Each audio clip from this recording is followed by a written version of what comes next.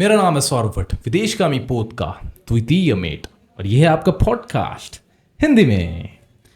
और आज सुनेंगे गाथा पुरुषार्थ की, जब संकल्प शक्ति एवं धैर्य सहित आप निरंतरता से आगे बढ़ते जाते हैं तो आप कुछ भी कर सकते हैं। हमारे संग इस समय सविनय गुप्ता सर।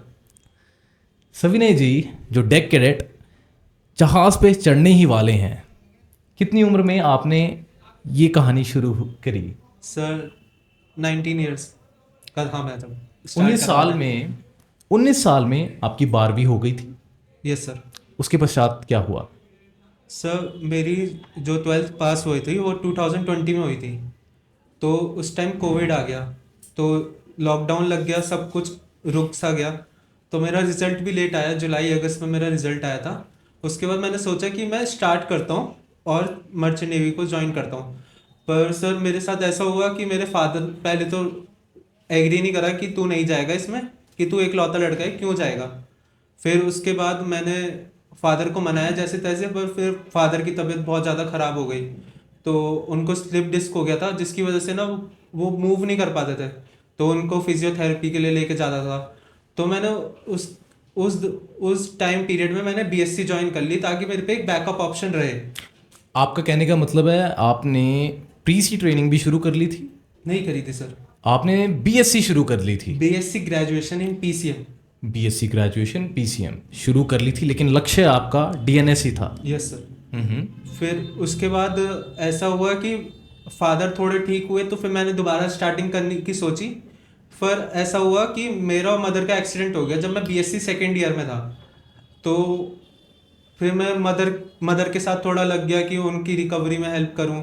उनका ऑपरेशन हुआ नी का। फिर उसके बाद मैं सेकेंड ईयर जब मेरा ख़त्म होने वाला था, तब मैं जेएमडीआई आ गया। उसके बाद सर मैंने मेहनत करी अपनी, साथ साथ बीएससी भी चलाता रहा। फिर मैं सर अभी डीएनएस हो गया है सर मेरा, अच्छी कंपनी से स्पॉन्सर्ड हूँ। आप जब जेएमडीआई आए प्रशिक्षण के लिए, यहाँ पे आपने डीएनएस का प्रशिक्षण भी लिया, साथ साथ में बीएससी भी कर रहे थे पीसीएम में? Yes sir. अच्छा, उस समय सेकंड ईयर आपका चल रहा था? Yes sir, second fourth same चल रहा था मेरा, सेकेंड ईयर ख़त्म होने वाला था क्या बात है। सर। फिर उसके बाद जब मैं डीएनएस ज्वाइन कर रहा था, तो मैंने डीएनएस ज्वाइन करा, पर मेरी बीएससी कंप्लीट नहीं हो पाई। तो मेरे अंदर ना एक रिग्रेट रह गया कि मेरी बीएससी कंप्लीट नहीं हुई यार, कुछ स्टार्ट करा था तो उसे फिनिश तो करना था। तो फिर मैंने जैसे डीएनएस स्टार्ट करा, तो डीएनएस में भी कुछ प्रॉब्लम्स आई, पर वो मैंने मैनेज करी, क्योंकि इतना सब कुछ झेल के गया था मैं, तो पीछे बैकआउट तो नहीं कर सकता था।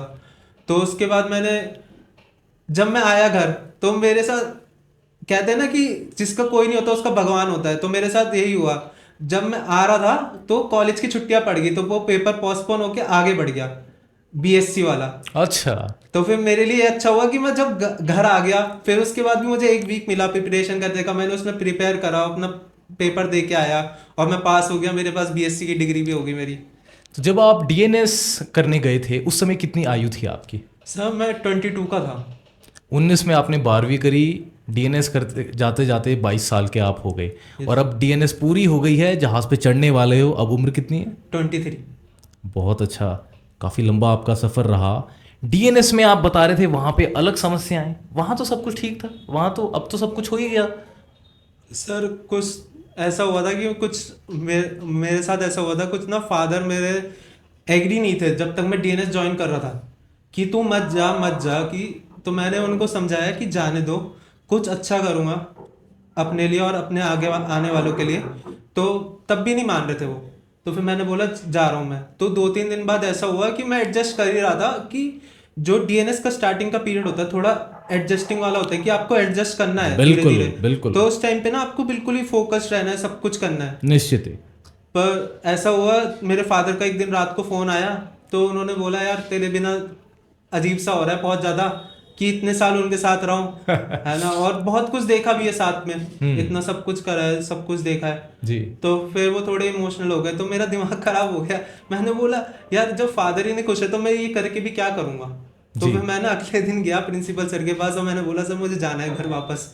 पर क्या ऐसे प्री सी इंस्टीट्यूट्स में छुट्टी मिल जाती है? सर छुट्टी नहीं मिलती है, पर प्रिंसिपल सर ने और मेरे 2-3 दोस्त थे, जो मेरे क्लासमेट था, मेरा क्लास लीडर था लक्ष्य गहलोत, और मेरे जेएमडे वाले दो दोस्त राहुल गढ़िया और आर्यन शर्मा, उन्होंने बहुत समझाया कि भाई घर मत जा, अभी थोड़े दिन की दिक्कत है, बाद में सब कुछ ठीक हो जाएगा, सब कुछ ठीक हो जाएगा। और सर अब ठीक भी हो गया है। अब जब मैं घर आया डीएनएस करके तो सब खुश है सर।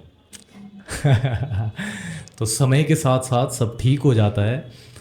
आप छुट्टी लेने वाले थे, घर जाने वाले थे, लेकिन आप गए नहीं, आपने संकल्प साधा और आपकी विजय हुई। Yes sir.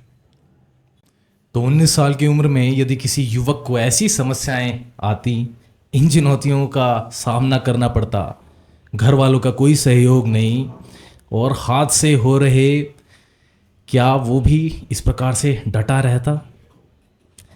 लेकिन हमारे सामने साक्षी है, यदि हम अपने लक्ष्य के प्रति डटे रहें तो निश्चित ही हम उसे प्राप्त कर सकते हैं।